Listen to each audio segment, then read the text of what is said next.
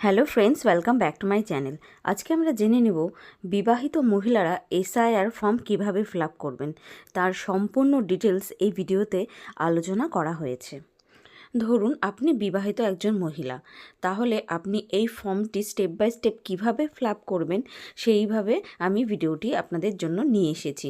এখানে একটি বিবাহিত মহিলার ফর্ম আমি ফিল আপ আপনাদের দেখাচ্ছি, ঠিক আছে? তো আমাদের এই ফর্মের কিন্তু যে কটি পার্ট প্রথমে আপনি দেখতে পাবেন, সেটা হচ্ছে প্রথমে ওপরে যে 4-5টা বক্স আছে, তার মধ্যে প্রথমে দেখবেন আপনাদের নির্বাচকের নাম, ঠিক এপিক নাম্বার, ঠিকানা, ডিটেলস দেওয়া থাকবে। তারপরেটাতে আপনার পার্সোনাল ডিটেলস দেওয়া থাকবে, তারপরে একটা দেওয়া থাকবে স্ক্যানার, তারপরে দেওয়া থাকবে একটা ফটো মানে প্রিন্ট করা, আর একটা ফটো তোমাকে নিজস্ব লাগাতে হবে, সেটা হোয়াইট ব্যাকগ্রাউন্ডের মধ্যে যে কোনো একটা রঙিন ফটো। আচ্ছা, ওটা ওপরেরগুলো হয়ে গেল। এবার আপনাকে নিচে এই জায়গাগুলোতে চলে আসতে হবে।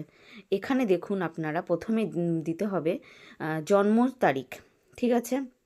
জন্ম তারিখ আপনি আপনার ভোটার কার্ডও পেতে পারেন, আর ভোটার কার্ডে না থাকলে আপনি কিন্তু আপনার যেটা যে কোনো সঠিক, যেমন আধার কার্ড বা স্কুলের অ্যাডমিট কার্ড, যেটাতে আপনার সঠিক বয়স দেওয়া আছে সেটা আপনি ইউজ করবেন। আচ্ছা, এবার পরে আধার নম্বর।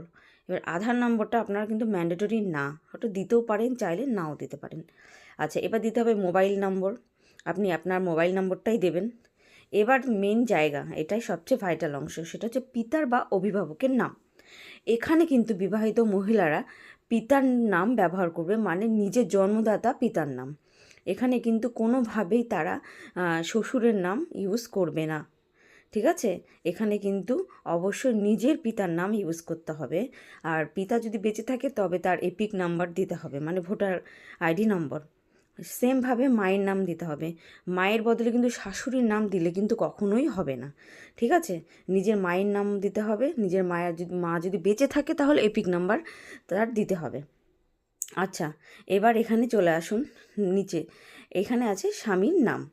আচ্ছা, আপনার স্বামীর নাম দিতে হবে। এবার দিতে হবে স্বামীর এপিক নাম্বার যদি থাকে অবশ্যই।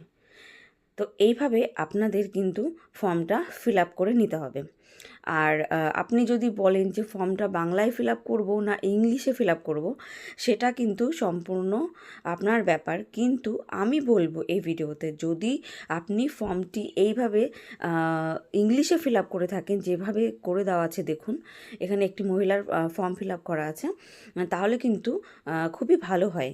কারণ বিএলও অফিসাররা কিন্তু এই তথ্যগুলো কম্পিউটারে ইংলিশের মাধ্যমেই তুলবে, বাংলা ভাষা থাকবে না। তো এবার আমরা চলে যাই পরবর্তী ফর্মের যে নিচের পোর্শনটা। এখানে দেখবেন দুটি পার্ট আছে। একটি হচ্ছে 2002 সালে আপনার পিতার বা আপনার ঠাকুরদা যদি ভোটে নাম থেকে থাকে তাদের অংশ, আর একটি হচ্ছে আপনার অংশ, ঠিক আছে? কারণ আপনার যদি 2002 সালের ভোটে নাম না থাকে তাহলে কিন্তু আপনাকে হাতের ডান দিকেরটা করতে হবে, ঠিক আছে?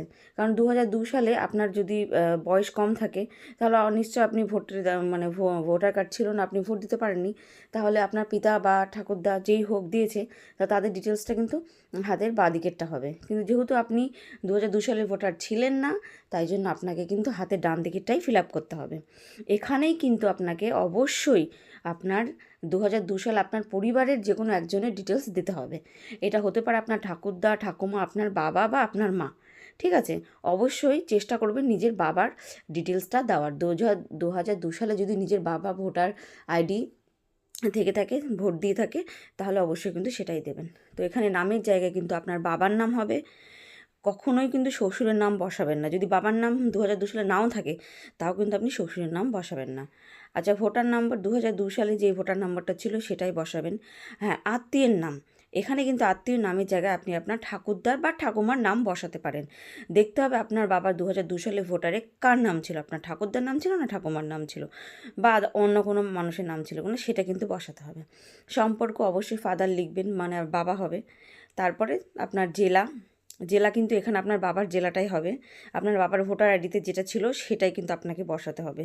রাজ্যের নাম, মানে আপনার বাবার যে রাজ্যের নাম সেটা বসাতে হবে। আপনি যে রাজ্যে বর্তমানে বাস করেন সেটা কিন্তু হবে না। যদি এক রাজ্য হয়ে থাকে তাহলে তো কোনো সমস্যাই নেই, বা এক জেলা হয়ে থাকে। কিন্তু যদি আলাদা আলাদা হয়ে থাকে আপনার বাবারটাই কিন্তু এখানে ডিটেলসে দিতে হবে। তো তারপরে বিধানসভা ক্ষেত্রের নম্বর সব আপনার বাবার ডিটেলস এখানে আসবে, অংশ নম্বর, ক্রমিক সংখ্যা। বন্ধুরা, তোমাদের যদি এই ভিডিওটি ভালো লেগে থাকে অবশ্যই কিন্তু চ্যানেলটিকে সাবস্ক্রাইব করে দিয়ে বেল আইকন বাজিয়ে দিতে হবে। আর এরকম আরও ইনফরমেটিভ ভিডিও পাওয়ার জন্য অবশ্যই কিন্তু তোমরা এই চ্যানেলে ভিজিট করে নিতে পারো। তো আজকের ভিডিওটি এখানেই, দেখা হচ্ছে নেক্সট কোনো ভিডিওতে। টিল দেন সবাই ভালো থাকবে, সুস্থ থাকবে, টাটা।